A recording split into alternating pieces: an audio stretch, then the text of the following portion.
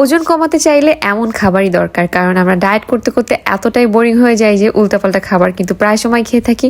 কিন্তু যদি মজাদার খাবার এভাবে হেলদি ওয়েতে খাওয়া যায় ডায়েটে মাঝে মধ্যে, তাহলে কিন্তু ওয়েট লস করা একেবারেই ইজি।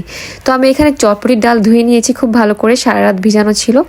এবার একটা প্রেশার কুকারে আমি সামান্য পরিমাণে খাবার সোডা দিয়ে আমি এটাকে ঢাকনা দিয়ে জাস্ট সিটি দেওয়ার জন্য ওয়েট করছি। 2টো সিটি দিলেই এটা একেবারে মোটামুটি ভালোভাবে সেদ্ধ হয়ে যাবে। তোমরা যদি অতিরিক্ত সেদ্ধ না করতে চাও সেক্ষেত্রে একটা সিটি দিয়ে কিছুক্ষণ দমে রাখতে পারো।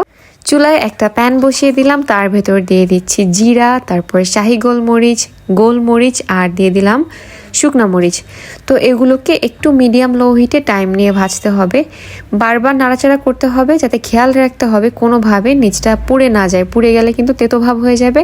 তো মিডিয়াম হিটে করলে এটা কিন্তু একেবারে মচমচে হয়ে যাবে, ব্লেন্ড করতেও সুবিধা হবে আর এটা খেতেও ভালো লাগবে। যখন একটু হালকা চিটপিট করবে তখনই এটাকে উঠিয়ে ঠান্ডা করে তারপরে একটা ব্লেন্ডারের জারে অথবা গ্রাইন্ডার এটাতে দিয়ে একেবারে মোটামুটি ভালোভাবে মিহি গুঁড়ো করতে হবে। এবার এই মশলাটা নিয়ে নিলাম, এটা হচ্ছে রাঁধুনির রেডিমিক্স মাংসের মশলা, এটাই ইউজ করতে হবে, তাহলে কিন্তু পারফেক্ট টেস্টটা পাওয়া যাবে। এবার এদিকে চটপটিও কিন্তু সেদ্ধ হয়ে গিয়েছে, নিয়ে নিলাম শসাটাকে কুচি করে নিয়ে নিলাম, তারপর নিয়ে নিলাম লেবু, সব কিছু নিয়ে একেবারে কাটাকাটি করে ফেলেছি।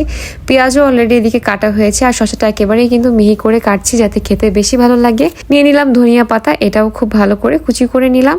তো একটা বাটি নিলাম, তার ভেতর দিয়ে দিলাম সেদ্ধ করে রাখা ডাল। প্রথমে দিয়ে দিলাম আমি যেই মশলাটা গুঁড়ো করে রেখেছিলাম সেটা, আর রাঁধুনির মশলা সামান্য পরিমাণে দিচ্ছি, সব হাফ চামচ পরিমাণে। তোমরা চাইলে কমিয়ে বাড়িয়ে নিতে পারো, তবে একটু বেশি দিলে খেতে বেশি ভালো লাগে, আবার অতিরিক্ত দেওয়া যাবে না। দিয়ে দিলাম লবণ আর বিট লবণের গুঁড়ো, সব কিছু দিয়ে খুব ভালো করে মিক্স করে নিতে হবে। তো এটা একটু গরম গরম থাকা অবস্থায় ভালো করে মিক্স করতে হবে। আর ডালটা কিন্তু একেবারে অতিরিক্ত টাইট হলেও ভালো লাগবে না, আবার একেবারে পাতলা হলেও ভালো লাগবে না, ঠিক যেমনটা দেখাচ্ছে, খুব একটা বেশি পাতলাও না আবার ঘনও না, ঠিক এরকম রাখলে খেতে কিন্তু বেশি ভালো লাগবে। তো আমার একেবারেই মিক্স করা হয়ে গেছে। এবার আমি এখানে দিয়ে দিচ্ছি লেবুর রস, এখানে আমি তেঁতুলের টকটা ইউজ করছি না, তোমরা চাইলে এখানে তেঁতুলের টকও ইউজ করতে পারো, আমি শুধু লেবুর রসই বেশি করে দিয়ে দিয়েছি। এবার দিয়ে সব ভালো করে মিক্স করে নিলাম।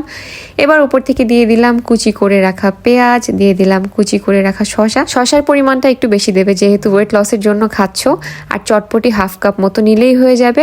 এবার ভেতর দিয়ে দিলাম ধনিয়া পাতা কুচি, হালকা চিলি ফ্লেক্স, আমার গুঁড়ো করে রাখা সেই স্পেশাল মশলাটা।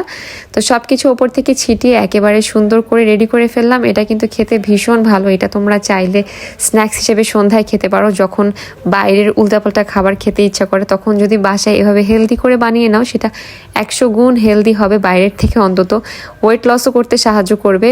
একেবারে এটাতে ওজন বাড়বে না যদি তোমরা হাফ কাপ নাও আর বেশি করে সালাদ নাও। তো কেমন লাগলো আজকের রেসিপিটা অবশ্যই জানিও, সবাই অনেক ভালো থেকো, টাটা।